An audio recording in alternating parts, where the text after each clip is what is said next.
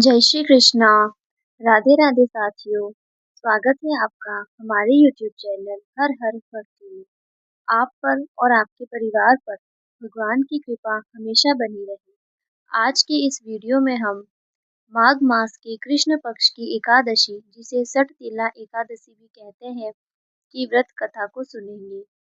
इस बार यह एकादशी 14 जनवरी 2026 यानी मकर संक्रांति के दिन आई है और यह बहुत सालों बाद ऐसा संजोग आया है जिसमें षटतिला एकादशी और मकर संक्रांति दोनों एक ही दिन आई है, तो इस एकादशी का महत्व और भी ज्यादा बढ़ जाता है।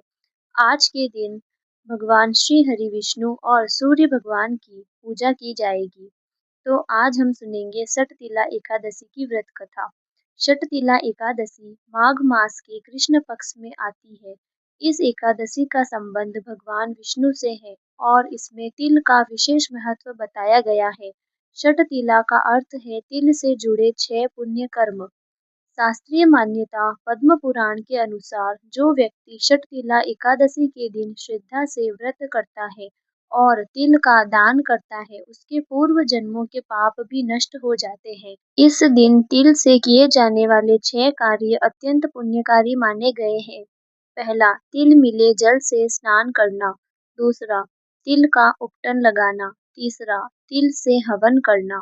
चौथा, तिल का दान करना।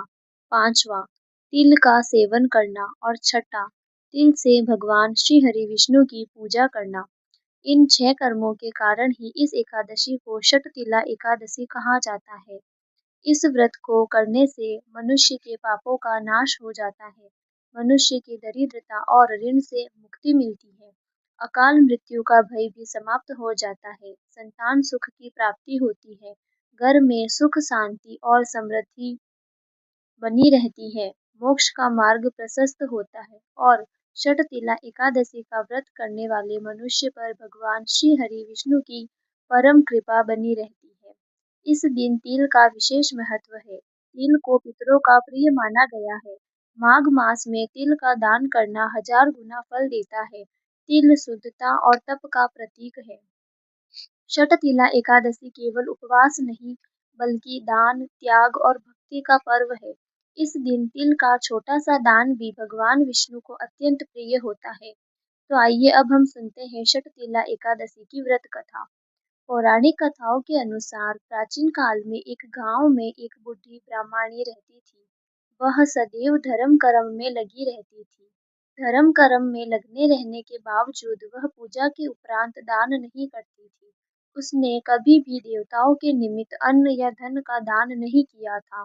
उसकी पूजा से जगत के पालनहार भगवान श्री हरि विष्णु अत्यंत प्रसन्न थे। भगवान ने सोचा कि ब्रह्माणी ने व्रत और पूजन से शरीर को शुद्ध कर लिया है, इसलिए इसे बैकुंठ लोक तो मिल ही जाएगा, परंतु इसने अपने जीवन काल में कभी भी अन्न का दान नहीं किया।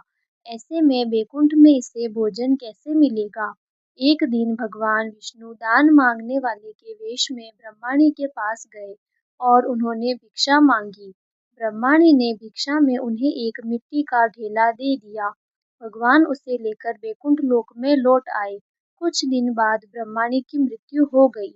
मृत्यु के पश्चात उसे बैकुंठ में जगह मिली। वहां उसे सभी प्रकार की सुख सुविधाएं मिली, लेकिन अन्न नहीं मिला। इस पर ब्रह्माणी भगवान विष्णु से बोली कि मैंने जीवन भर आपका व्रत और पूजन किया है, लेकिन मेरे पास तो यहाँ खाने के लिए कुछ भी नहीं है। इस पर भगवान विष्णु ने ब्रह्माणी से कहा, तुम बैकुंठ लोक की देवियों से मिलकर षटतिला एकादशी व्रत और दान का महात्म्य सुनो, उसका पालन करो। तुम्हारी सारी गलतियां माफ होंगी और मनोकामनाएं पूर्ण होंगी। ब्रह्माणी ने भगवान विष्णु के कहे अनुसार देवियों से षटतिला एकादशी का महात्म्य सुना और व्रत करके दान दिया, जिसके बाद उसकी संपूर्ण समस्याएं समाप्त हो गई। तो साथियों, ये थी षटतिला एकादशी की व्रत कथा। अब हम जानेंगे षटतिला एकादशी की व्रत विधि। इस दिन आप सुबह ब्रह्म मुहूर्त में उठे, स्नान के जल में काले तिल मिलाकर स्नान करें, स्वच्छ वस्त्र धारण करें, घर के मंदिर या पूजा स्थान को साफ करें, भगवान विष्णु के सामने जल, अक्षत और तिल हाथ में लेकर यह संकल्प करें। हे श्री विष्णु भगवान, मैं माघ मास की कृष्ण पक्ष की षटतिला एकादशी का व्रत समस्त पापों के नाश और सुख समृद्धि की प्राप्ति हेतु कर रही हूँ। मेरी पूजा स्वीकार करो। उसके बाद चौकी पर पीला वस्त्र बिछाकर भगवान विष्णु की मूर्ति या चित्र स्थापित करें। दीपक जलाए, तिल, पुष्प, धूप, नैवेद्य अर्पित करें। तिल मिश्रित जल से भगवान का अभिषेक करें। तुलसी दल अर्पित करें। इस व्रत में आप फलाहार या निर्जल व्रत कर सकते हैं। असत्य, क्रोध, निंदा से दूर रहे। दिन भर भगवान विष्णु का स्मरण करें। षटतिला एकादशी के अंदर आप मुख्यतः विष्णु भगवान का ये मंत्र जाप कर सकते हैं। ओम नमो भगवते वासुदेवाय। ओम नमो भगवते वासुदेवाय। आप एकादशी मंत्र का भी जाप कर सकते हैं। ओम एकादशिये नमः। ओम एकादशिये नमः। जब आप तिल का दान करें तो आप दान करते समय ये मंत्र बोलें। ओम तिल दानम करिष्यामि पापक्षयार्थम केशव जन्म जन्मांतरम नाशय दुर्गतिम हर मे प्रभो। दुर्गतिम हर मे प्रभु। उसके बाद आप विष्णु सहस्त्र नाम का जाप करें। यदि पूरा पाठ संभव ना हो तो आप ये श्लोक पढ़ें। शांताकारं भुजगशयनं पद्मनाभं सुरेशं विश्वाधारं गगनसदृशं मेघवर्णं शुभांगं। रात्रि में आप विष्णु भगवान की कथा या षटतिला एकादशी व्रत कथा सुने। ओम नमो भगवते वासुदेवाय का जाप करें। द्वादशी के दिन जब आप पारण करें तो ब्राह्मण या गरीब को तिल, वस्त्र, भोजन का दान करें, फिर स्वयं भोजन ग्रहण करें।